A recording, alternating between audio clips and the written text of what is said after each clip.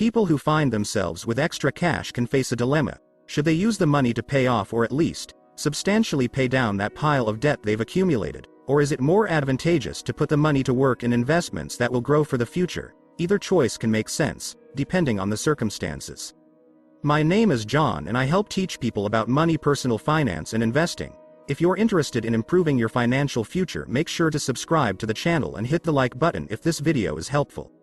Investing is a way to set money aside for the future, ideally in an investment vehicle such as stocks, bonds, or mutual funds that will grow in value over time. Debt, on the other hand, represents money that you've already spent and that a lender is charging you interest on. Left unpaid, that debt will grow and grow, with interest charges adding to your balance and incurring interest charges of their own. In general, the rule of thumb is that you should both pay debts and invest. Try to consistently contribute to 3 buckets: debt payoff, retirement, and an emergency fund, even if that means you can only contribute $10 or $20 per paycheck per month to retirement or savings in addition to debt payoff. It's worth doing. If you overcommit to investing and only make minimum debt payments, you could wind up paying too much in interest over time, he pointed out, which can hamper your ability to buy a home or start a family. If you neglect to invest entirely, however, you may fall short of your retirement goals. What factors to consider? Both investing and paying off debt are essential financial goals. Determining how to weight each goal can be complicated. Here are a few factors to consider. Debt interest rate. If you have high interest rate credit card debt, focus on paying it off first. Interest rates on credit cards are so high that you can never get ahead. Put yourself on a plan to eliminate your credit card debt, and be as disciplined as possible. The best way to illustrate this is to look at the numbers. Compare the rate of return on your investments to your credit card's annual percentage rate. Historically, the average rate of return for stock market investments is around 10%, while, on average, APR on credit cards is above 20%. So, if you are investing when you have credit card debt, you are likely paying a higher interest rate on your debt than you are earning via your investments. Unless you have a huge amount in investments, you end up losing money overall. Some debt interest rates tend to be lower, however, such as with student loans and mortgages. You don't need to be as aggressive with those as with high interest debts. When deciding which debts to tackle first, a good rule of thumb is to prioritize debts with an interest rate of 8% or higher that lack any tax advantages, according to the U.S. Securities and Exchange Commission.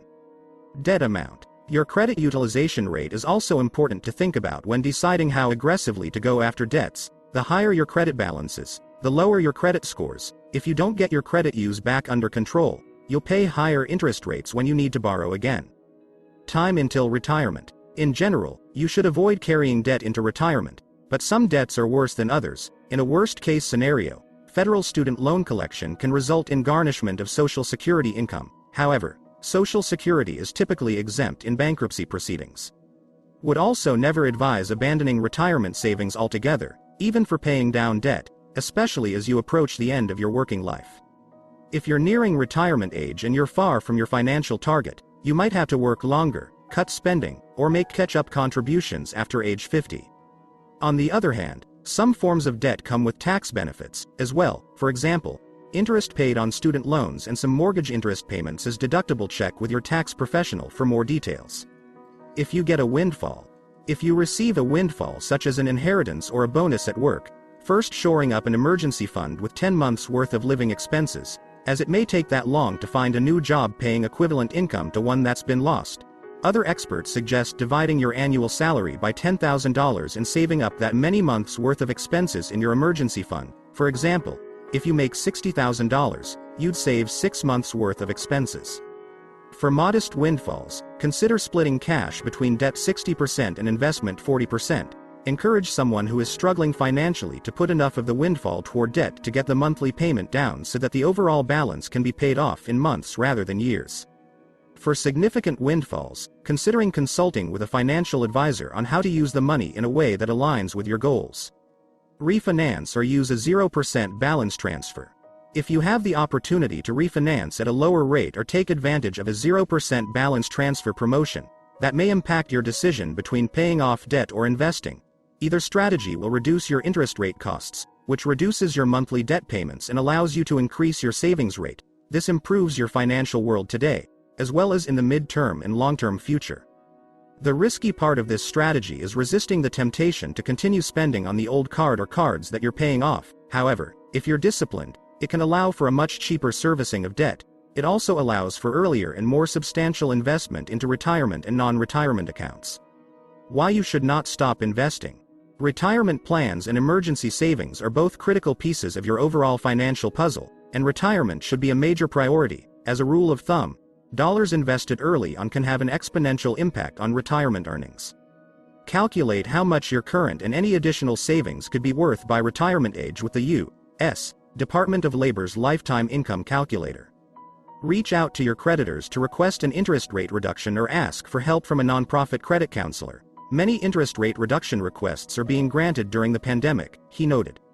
Roth IRAs. If an employer doesn't match your retirement savings, looking into a Roth IRA because investment growth isn't taxed when you withdraw your funds, although you can only contribute to a Roth with after-tax earnings. Putting funds in a Roth account now may mean you can avoid higher tax rates on withdrawals in the future. When investing in a workplace retirement account, your plan administrator can help you understand the tax rules and implications of your contribution. Questions to ask include: how much can I contribute? What is the workplace match? At what age or under which circumstances can I take money out of the account in the future? Other investments. Playing the stock market with apps may look fun, but tread carefully. Don't invest more in the stock market than you could afford to lose overnight. The best way is to play it safe. Ensure that you meet your monthly minimum credit card payments and more first. If you can stay under 20% of credit limits and can reduce that by 3 or 4 percentage points every month, you might be able to keep a hand in on Wall Street. Once you've paid off a credit card, you could transfer the equivalent of that monthly payment into your brokerage account to build longer-term wealth. Finding a way to do both. Rules of thumb are guidelines, and there will always be exceptions. Take this one with a grain of salt if it doesn't exactly fit your circumstances. Virtually no investment can provide a reliable return of 18% or more that's comparable to your high-interest credit card fees. If you're dealing with extremely high-interest debt, focus on that first, specifically the highest rate card or loan. Credit card balances are the biggest risk to gaining long-term financial health. Super high-interest loans, such as payday loans, should take even higher priority for paydown in your budget. But the average person should always make monthly progress on both retirement and paying off debt. Too many people freeze up because they routinely use credit and feel they can't afford to invest because their credit accounts aren't paid in full, which leads to a troublingly high percentage of people who don't save for enough for retirement. In truth, they can't afford not to invest for their retirement. Consumers need to find a way to do both. There are no scholarships for retirees. Should you pay off your car or invest? Whether you should pay off your car or invest depends on the loan's interest rate and your overall financial situation. Paying off the loan early gives you full ownership of your vehicle, which can come in handy if you need to sell it quickly. If you have high interest debt, you may want to pay that off before you pay off your car or invest. If your car loan has a high interest rate, it would make sense to pay it off before you invest. Having some extra cash is an enviable situation to be in. Whether to invest that money or use it to pay down your debts is a decision that only you can make, but either use is better than simply spending it. Whichever course you take, you'll be in a better financial situation than you were in before.